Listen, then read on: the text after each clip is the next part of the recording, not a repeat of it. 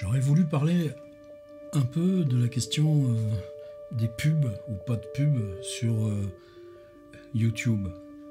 Pas la question en tant que telle, mais tout ce que ça induit pour nos usages. Là, chaîne littéraire et communauté sur le web. Petite. Alors hier, j'ai fait quelque chose d'un peu bizarre, barbare, parce que c'est même contre mon intérêt. Je suis passé à la main sur plus de 1000 vidéos de ma chaîne pour enlever la fonction monétiser. C'est de ça dont je voulais parler. Je vais acheter une baguette de pain tous les jours au boulanger. Je ne considère pas que ce soit gratuit. Je vois le gars qui travaille. Je vois comment vit la fille qui me le vend. Je vois l'intérêt humain à ce petit échange aussi. Et puis la qualité du travail. Est-ce que c'est une métaphore qui vaut? Non, j'en sais rien. Sauf que j'ai toujours pensé que j'aurais pu travailler comme boulanger si c'était pas parti sur une autre route. Alors des abonnements sur le web, oh là là, c'est pas la question d'un péage d'autoroute. Je prends l'autoroute, je paye un péage au bout. Évidemment, on doit toujours rester pas réticent, mais critique, en éveil, et savoir, justement, comme pour le boulanger, c'est quoi la transaction. Par exemple, je paye un abonnement à Microsoft Office. Microsoft, c'est un des GAFA, des espèces de boîtes géantes et monopolistiques. Il se trouve qu'il a perdu des bagarres. Par exemple, il a perdu la bagarre d'Explorer. Mais moi, je paye pour Word et puis mon compte Mail, qui est évidemment une fonction très importante, Outlook Express. C'est le même abonnement, c'est un abonnement famille, c'est-à-dire qu'on est 5 à en profiter. Est-ce que je me suis toujours servi de Word? Non, pendant longtemps, je me suis servi de Pages, qui est une espèce de logiciel interne gratuit pour Mac, mais simplement, il n'a pas de fonction professionnelle qui vaille suffisamment à mon niveau.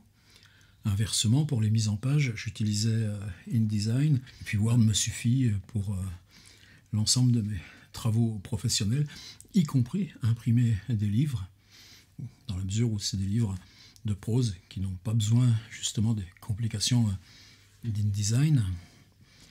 J'ai d'autres abonnements, oui justement Adobe pour Photoshop et Lightroom, parce que Photoshop je m'en sers aussi pour les couvertures par exemple. Alors oui, Microsoft, il y a ODT, OpenOffice, qui est gratuit. Est-ce que je pourrais imprimer mes livres avec OpenOffice? Non, c'est pas la même ergonomie.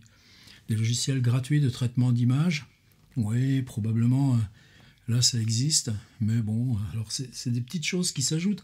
J'ai un logiciel qui m'est essentiel, Ulysses, pour tout ce qui est brouillon, notes, etc. Récemment, ils ont transformé ça. Abonnement, c'est pas énorme, 30 par an, je sais pas. Une espèce de volant d'argent qui sert à utiliser les services qui sont pour vous les plus importants sur le web. Alors YouTube Premium, voilà à quoi ressemble ma chaîne YouTube quand c'est moi qui l'ouvre. Il y a un petit symbole Premium ici. Qu'est-ce que ça change? Eh bien, je n'ai aucune pub.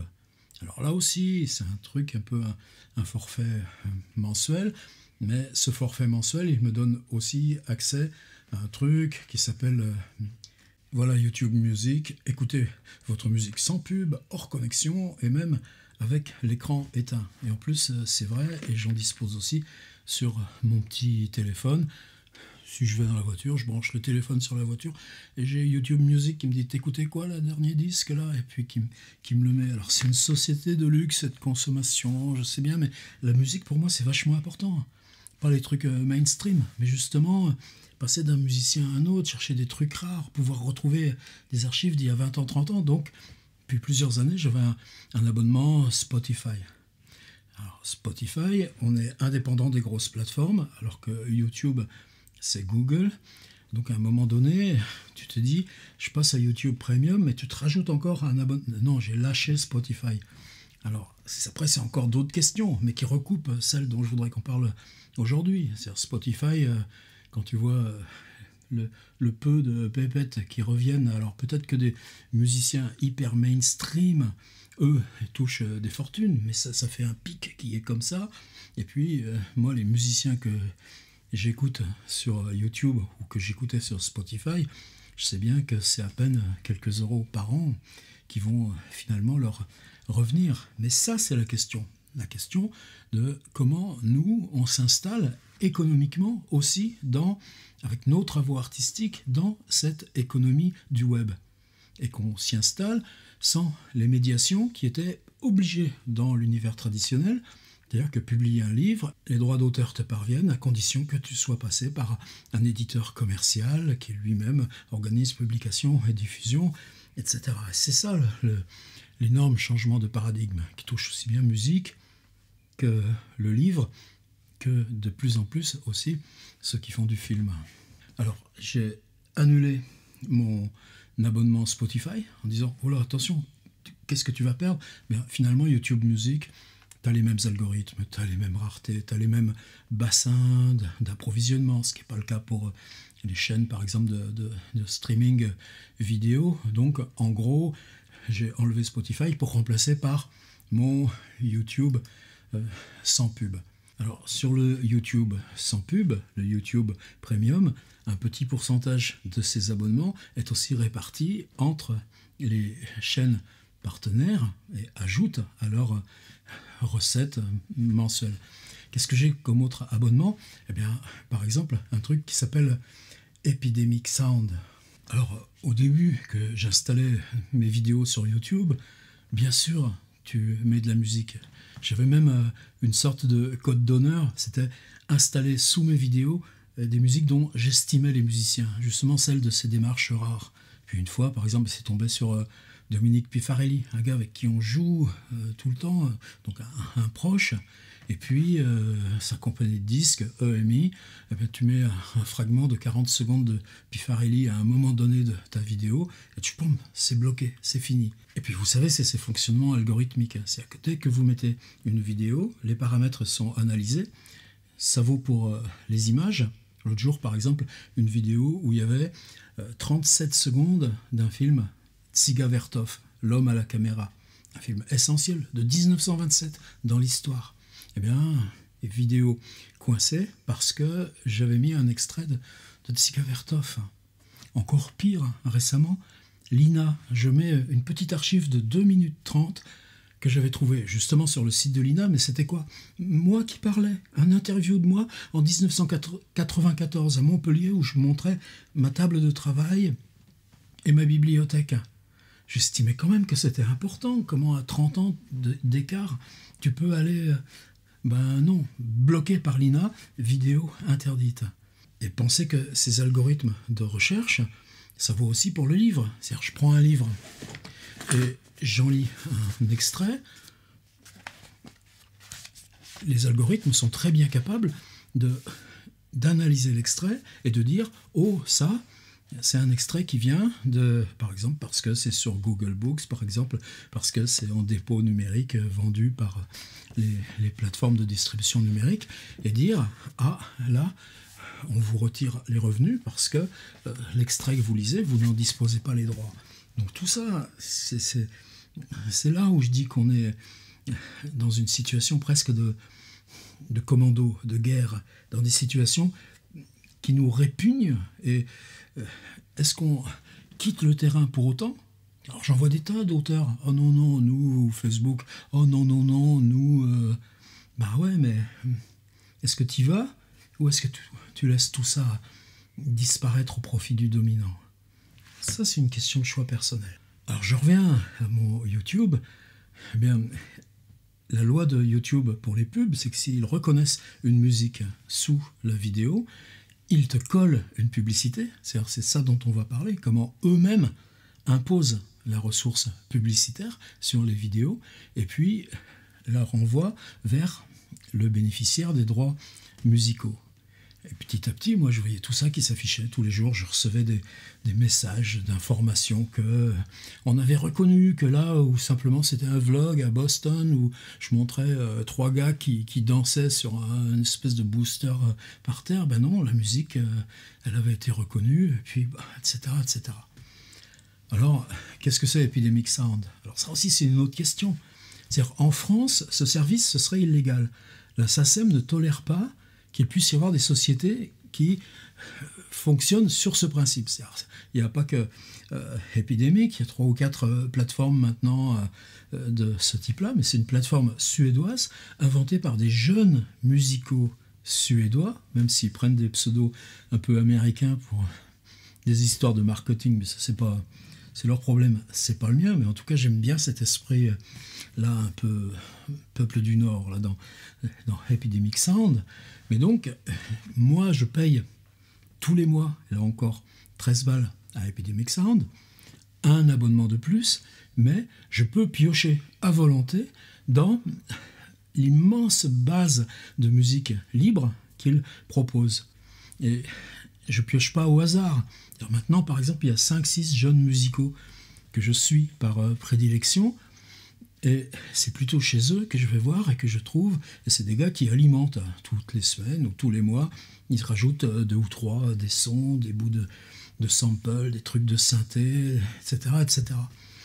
Et le principe donc est tout simple, je paye à Epidemic Sound, les algorithmes reconnaissent que c'est une musique Epidemic Sound. Epidemic Sound peut vérifier que je suis bien abonné et j'utilise librement autant de musique que je veux. Alors, la question de la pub sur YouTube. Les chaînes, à partir de 1000 abonnés, moi je l'ai fait quand j'en avais 1500 par là, tu fais la demande à YouTube et tu dis « Ma chaîne, est-ce que vous pouvez la monétiser ?» À ce moment-là, eh bien, en fonction des visionnages, il y a une petite pub avant, il y a des petites pubs contextuelles à droite ou dans la colonne. Tous les mois, vous recevez un petit pécule. Alors évidemment, attention, le pécule qu'une toute petite chaîne comme la mienne va recevoir, c'est pas grand-chose par rapport à les gros mastodontes là, des grosses chaînes vides. Est-ce que c'est par jalousie que je parle? Non, mais c'est d'autres enjeux qui sont aussi, je les ai déjà évoqués. Par exemple, la SCAM prend de l'argent à YouTube et la redistribue, mais seulement aux chaînes qui ont plus de 10 000 abonnés. J'en suis pas loin. Mais toutes nos chaînes un petit peu esthétique, recherche, création contemporaine, hop là, vous n'aurez pas de sous de la SCAM. C'est encore pire avec le CNC. Pour qu'une chaîne soit aidée pour le CNC, jusqu'au début, je ne sais plus où ils en sont maintenant, je crois qu'ils ont baissé quand même, mais c'était 100 000 abonnés. C'est-à-dire que les grosses chaînes de daube pouvaient recevoir, adoubées par l'argent public, et bien nous, à un taux, à un niveau totalement inatteignable. Donc vous voyez, c'est quand même pas des choses un petit peu légères, puisque là, il est question d'argent public, et pas simplement de commercialisation YouTube. Alors là, depuis 2 ans que c'est ça, pour moi, il y avait une sorte d'équilibre. C'est-à-dire, YouTube, tous les mois, me verse 40 balles, 50 balles, c'est pas grand-chose, mais c'était justement, à peu près, opération blanche, les 15 balles que je mets dans mon YouTube Premium, les 15 balles que je mets dans Epidemic Sound, et disons les 15 balles que je mets dans Photoshop qui me sert à faire mes vignettes, etc. En gros, YouTube me payait les outils et puis pas de pub. Alors j'avais oublié ces trucs de pub. Et c'est juste ça que je voulais un petit peu pas évoquer, c'est même pas la question personnelle, mais je crois que c'est bien que dès que vous regardiez quelque chose, vous soyez au courant de ces espèces de mécaniques derrière. Nous, on le sait, parce que, par exemple, il y a une chaîne qui s'appelle Naotech, qui font de la veille, et puis Jérôme qui est derrière ça, bien ça, il est capable de l'analyser. Alors, vous savez, par exemple, sur YouTube, comme sur tellement de ces machins-là, vous êtes toujours censé approuver les règles générales d'utilisation. Si vous ne les approuvez pas, quittez le service, c'est ça le choix, quoi, en gros. Eh bien, par exemple, YouTube informait ses utilisateurs, producteurs de contenu, que si leur chaîne était restée sans nouvelles vidéos ou sans visionnage de vidéos depuis 2 ans, YouTube s'arrogeait le droit de l'effacer. Ce qui a tout un tas aussi de conséquences. C'est-à-dire, est-ce que c'est la fonction d'une boîte privée, Google, d'assurer l'archivage à tout jamais de vidéos qui peuvent être là depuis 15 ans? Non. Est-ce qu'il s'agit d'une part de la mémoire collective, comme la BNF archive des sites web et les livres qui se publient? C'est pas la même fonction. Et puis, est-ce que la BNF pourrait archiver des volumes de vidéos comme ceci? Certainement pas. Et en même temps, ça a des frais qui sont considérables. Que Google soit à même de payer ces frais, bien sûr. Par contre, quand on découvre les rouages de cette économie, ça nous emmène dans d'autres gammes de réflexion. C'est-à-dire, est-ce que Google gagne véritablement de l'argent avec des choses comme YouTube? Probablement pas. Mais c'est comme Waze d'un autre côté. Les trafics de données, les datas que représentent des usages aussi massifs que celui de Waze ou de YouTube permettent à Google d'assurer sa puissance et d'avoir un moteur extrêmement pertinent, puisque s'ajoutent au moteur, en dehors des Wikipédia, etc., nos chaînes YouTube qui là sont continuellement référencées sur les choses les plus spécialisées qu'on y installe. Par exemple, Google a récupéré des anciennes plateformes pétrolières obsolètes, et puis justement les serveurs, si on les immerge dans l'océan, eh bien il n'y a pas besoin de les refroidir. Mais ça a un coût aussi, ça. Alors si YouTube, par exemple, un jour s'effondre, et que tous ces serveurs-là, bon, c'est des choses qu'on doit envisager. Qu'est-ce que vous avez comme trace? Alors, si on charge une vidéo sur YouTube, si on la reprend sur son ordinateur, en gros, elle est comprimée avec un facteur de 1,8 ou 1,10, c'est-à-dire qu'on a quelque chose d'extrêmement compressé, pas très joli. Alors moi, je les recopie dans un disque dur, ce disque dur lui-même, un disque dur en miroir. J'appelle ça Memory Motel, j'en ai déjà parlé aussi. Et puis là, à 2000 vidéos, j'en suis à 3,6 téraoctets. C'est-à-dire que ça, c'est un disque dur de 4 téra. Bientôt, il va falloir que je le dissocie en deux. Et puis, ma sécurité, c'est que quelques centres de recherche ou labos ou bibliothèques me l'ont acheté. Et au moins, comme ça, je sais que c'est dispersé. Est-ce que j'archive mes rushs et tout ça? Non. Par contre, la vidéo bonne qualité, elle est stockée et remultipliée. On s'éloigne un petit peu, là. Oui, mais ça fait partie de ces choses-là. C'est-à-dire que Google impose que ce soit légitime pour lui que YouTube finance ses archivages, ses stockages, ses bandes passantes par la publicité. Par exemple, d'autres modèles pourraient coexister. C'est-à-dire, moi je pourrais payer, dire, je prends un abonnement comme j'ai YouTube Premium, mais qui soit un abonnement de producteur de contenu. Ça, c'est le modèle de Vimeo. Vous payez 160 € par an à Vimeo, encore un abonnement du même ordre, et puis vous pouvez utiliser chaque semaine 20 gigaoctets pour stocker vos nouvelles vidéos. YouTube refuse ce principe-là, qui moi me choquerait moins que voir ces espèces de vidéos totalement idiotes qui peuvent être associées à nos chaînes. Alors quand on met en ligne une vidéo, là je vais faire gérer les vidéos, une que j'ai mise en ligne ce matin, on va faire modifier.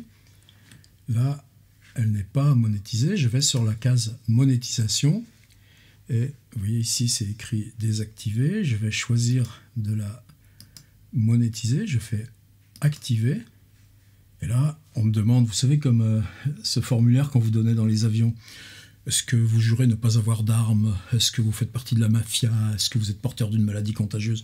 Tu me dis non, non, non, non, non, non. Donc, est-ce qu'il y a du langage inapproprié? Est-ce qu'il y a du contenu réservé aux adultes, du contenu choquant, des actes dangereux ou pernicieux? Mais c'est à vous, des contenus haineux et dégradants. Mais en même temps, c'est vachement important, parce que ces choses complotistes, toutes ces escroqueries, au moins, si vous avez prétendu que là, vous êtes clean, la plateforme peut se retourner contre vous si elle est mise en cause, justement, pour des contenus haineux, des choses de cet ordre-là. Aucun contenu non adapté aux annonceurs, et puis vous envoyez, c'est-à-dire que c'est soumis à l'évaluation de la chaîne. Et là apparaît, c'est ça aussi dont je voulais parler, par défaut, la chaîne vous dit les vidéos viendront avant la vidéo, elles viendront pendant la vidéo et elles viendront après la vidéo. Alors moi, je suis obligé manuellement de décliquer pendant la vidéo. Parce que ça, pour moi, c'est totalement impossible à penser. C'est-à-dire, au-delà de 8 minutes, YouTube s'arroge de te mettre une pub toutes les 4 minutes. Et justement, je ne vais pas tirer toutes les conséquences de ça. Alors ce petit geste manuel, ça fait partie de tous les gestes qu'on est habitué à faire, enregistrer, et ça y est, les visionnages contribueront à ce petit pécule qui m'arrive tous les mois et que je réinvestis dans mes abonnements. Mais alors là, ils accélèrent le rythme. C'est-à-dire, je crois que c'est à peu près il y a un an et demi, que soudain on a été avisé que YouTube mettait automatiquement des publicités qui coupaient la vidéo. Et bon, moi c'est bon les gars, ça me rajoute un geste, je vais décliquer, quelquefois je l'oubliais, des copains me disaient hey, attention là, il y a la vidéo. Bon, j'enlève, mais là récemment, encore il y a 2 jours, je reçois un petit message, mais c'est impossible. Une lecture de Lovecraft, mes lectures de L'Appel de Cthulhu, dans l'Abîme du Temps, Maison Maudite, j'ai installé des lectures longues qui font 1 heure, 1 heure et demie. Cthulhu, ça doit être 2 heures. Eh bien, imaginez que toutes les 6 minutes, vous avez l'interruption publicitaire. Eh bien, YouTube s'est récemment arrogé le droit, et là j'avais loupé le truc, rétrospectivement sur la totalité de vos vidéos monétisées. Ça veut dire que du jour où je cliquais manuellement sur « Non, il n'y aura pas de pub au milieu », bon, celles-là, elles étaient protégées. Mais toutes celles qui étaient avant, eh bien maintenant, elles étaient saucissonnées de pubs. Alors là, j'ai pris ma colère, quoi. Alors tout simplement, compte tenu du peu que c'est pour une petite chaîne, ce petit pécule, tu peux te dire, je me retire complètement du BINS. C'est-à-dire, je désactive mon compte partenaire. Mais là, c'est depuis le 1er janvier de cette année, où YouTube nous a informé, là, c'est pas Jérôme de Notech, mais c'est Sylvain Lepoutre, du coin des YouTubeurs, qui avait analysé ça, et heureusement qu'il y a des gens comme ça qui nous aident à piger un peu ce qui se trame, parce que sinon, ça te passe comme ça. L'ensemble des chaînes qui n'ont pas 1000 abonnés, elles n'ont pas accès au programme partenaire. Elles ne peuvent pas obtenir de YouTube la restitution d'un pécule, etc. Eh bien, YouTube s'était arrogé le droit, dans ces conditions générales, de dire même les chaînes qui ne sont pas partenaires, c'est-à-dire les millions de chaînes qui ont moins de 1000 abonnés, nous, on met de la pub et les revenus nous appartiennent. Bon, pour moi, si je reste dans le programme partenaire, ben c'est justement parce que là, je peux le désactiver manuellement. C'est-à-dire, si moi je dis moi, je suis partenaire, mais je demande désactivation de ma vidéo, a priori, YouTube ne peut pas en rajouter une de son propre fait. Parce que là, sur 2-3 jours, à quoi ça a ressemblé mon affaire?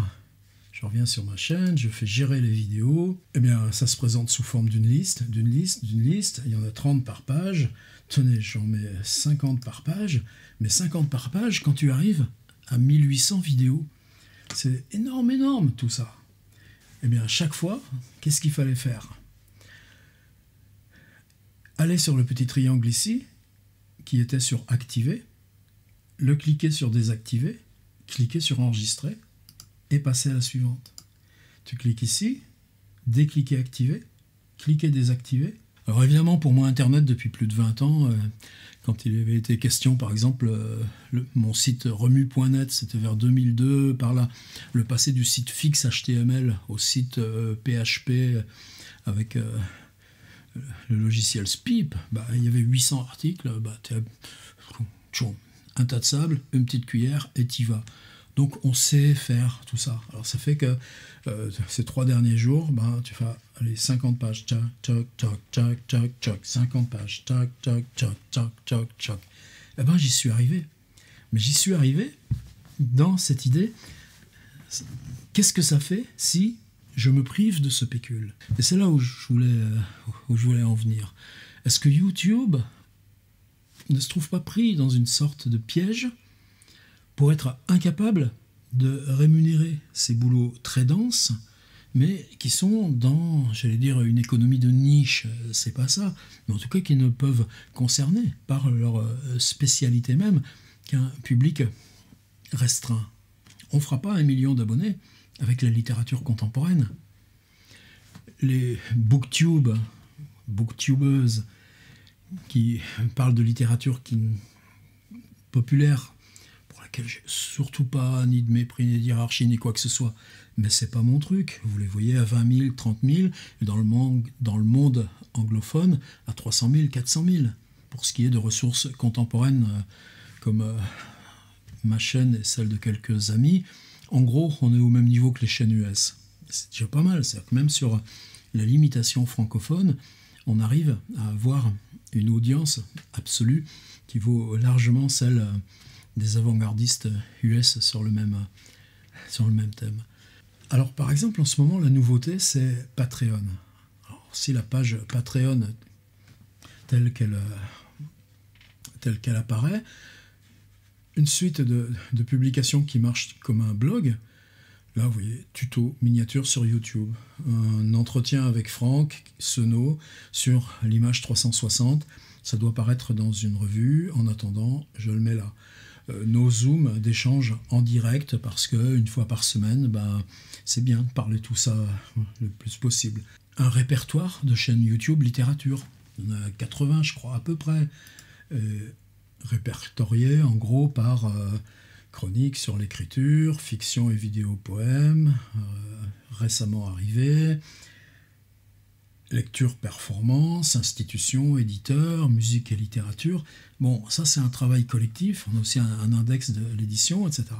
Et le principe de Patreon, c'est que pour avoir accès à ces ressources, là je l'ouvre sur Safari, j'utilise toujours plusieurs navigateurs, nous rejoindre sur Patreon, eh bien, 3 € par mois, il y aura les vidéos. 9 € par mois, il y aura les mêmes vidéos, plus le tuto, plus des petites choses. Et moi, ben, ça change aussi le rapport. C'est-à-dire, au lieu de prendre une vidéo et la lancer sur YouTube, eh bien, quand je fais mon journal hebdo, je sais que ça s'adresse, je sais que c'est en dialogue avec cette communauté qui elle-même est impliquée dans l'échange.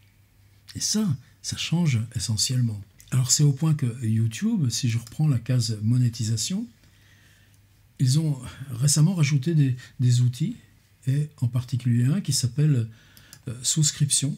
Alors ça, c'est tout juste arrivé, où vous pouvez aussi fabriquer une offre réservée aux membres. Alors par exemple, les gens qui veulent rajouter un petit sticker avec emoji, eh ben, ils payent 1 €, et puis voilà, c'est bon. Ça évidemment, on va pas tomber dans toutes ces vulgarités, etc. etc. Mais l'offre réservée à nos membres, là tu te dis, est-ce que YouTube propose un outil qui ne suppose pas un abonnement à YouTube Premium, mais qui permet de voir sans pub si tu es abonné avec 1 € par mois, etc. Ben non, même pas. Alors vous voyez, niveau sans nom, badge de fidélité, emoji, chat en direct, pourquoi pas, priorité pour les réponses aux commentaires, pourquoi pas, mais sans la pub, non. Alors là, typiquement, on a YouTube qui pompe le modèle Patreon et qui l'installe en organique là sur les revenus YouTube pour nous les augmenter, mais le mot publicité ou voir les vidéos sans pub, il n'apparaît pas, même si tu peux payer là 24,99 € avantage spécifique à votre audience, etc.